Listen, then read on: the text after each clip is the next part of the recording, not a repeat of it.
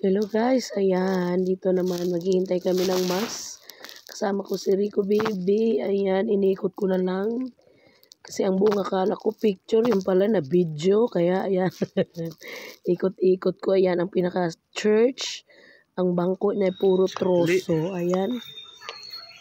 Minsan, iba rin talaga pag may supportive kang asawa guys, kasi kahit naglalakad ka ang buong akala mo, magpa-picture ka lang, yung pala naka-video. Yan, ka-supportive si Rico Baby. Ayan, lakad-lakad lang talaga ako guys. Mukhang tanga ba? Yan. Minsan, masarap din magkaroon ng asawang supportive. Yan, lakad. Akala mo'y napaka-sexy. Nagkiay-kiay. Yan, ganyan lang ang life namin mag-asawa pag wala kami mga trabaho at kami magkasama. Ayan, pinuntahan ko si Mama Mary asking for yan, panabang ba in tawon na tapos naog ko bin ako gipicturean ako dito ni naog na pud ko guys. Nya nagsunod-sunod manggihapon ni si Rico Baby mura man ni si Rico Baby paparazzi. Yan pa picture ko click yan picture yung pala video pa rin. Kala mo napaka-sexy, nauna naman ang tiyan. Okay, inayos ko pa yung damit ko para makita talaga ang katribo. May resemblance, ang simbahan natin ay kubo style. Pero saan kayo? Ang church na yan ay fireproof yan. Yan, fireproof yung simbahan na yan guys. Yun, diba ang ganda? Reflection, ng buong akala, nag-selfie kami. Nag-groupie pala, nag-toofy pala, parang gano'n. Diba ang ganda? Simbahan, yan ang simbahan na guys, nindot kaayo. Tawag nila diri ay Nature's Church. Ayan, puro may mga punong kahoy, mangga, mga bamboo. Yan, dami ditong guys.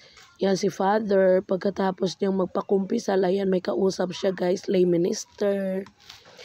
Yan, ganito lang. Ito ang aming linggo ni Rico Baby dahil ang aming mga anak, mga malalaki na, kaya kami na lang dalawa, magala-gala, magsimpa, ganun lang, wala na lang bisyo guys.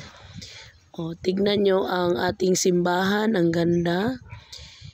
Truso ang upuan, katapos lang kasi ng mas, uwian ng tao, tapos yung meron namang dumating para maghintay ulit sa second mas naman sa umaga. Yan. Sinag masyado yung araw. Ang ganda ng ating simbahan guys. Yan, Nature's Church kung tawagin dito guys. Mary Immaculate. Ang mga kalapati sa taas, nagliliwanag. See? Yan. Yan ang tinatawag na Nature's Church. Walang ibang gamit dito kundi puro troso. Yan, ayan na ang araw. Masasalubong natin. Toing. Liwanag na. Yan. Yan, lakad-lakad lang tayo konti. Maghanap tayo ng wala. Sabagay, hindi naman natin pwedeng hanapin yung andyan ha. Yan, nakaka-amaze ang beauty ng ating simbahan. Ang pinakamagandang structure ever na simbahan. Yan, nature na nature. Tiningnan ko ang taas. Ang ganda ng pagkano ng mga puno. Yan ang simbahan ulit. Ibang side naman yan pero ang ganda. Yan sa dulo na yan. Puro yan dyan. Mga lovebirds, manok. Ayan, nature na nature. Ayan. Yun ang bamboo. Ang ganda ng tubo ni bamboo. Sisi.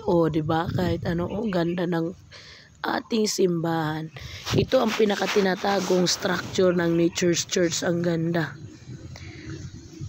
Ito entrance. Ang daming entrance dito guys kasi ang simbahan na to ay open po. Open siya. Wala siyang guys. Yan. Open. Ito yung pinaka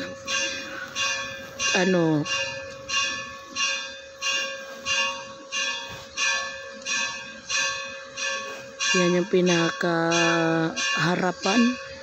Yung merong altar. Ayan, ito pinaikot natin ang ating camera para makita talaga natin siya, guys. Marami na ang tao. Kaya, till next time, maraming salamat sa panonood. Mag-uumpisa na ang mass. God bless everyone.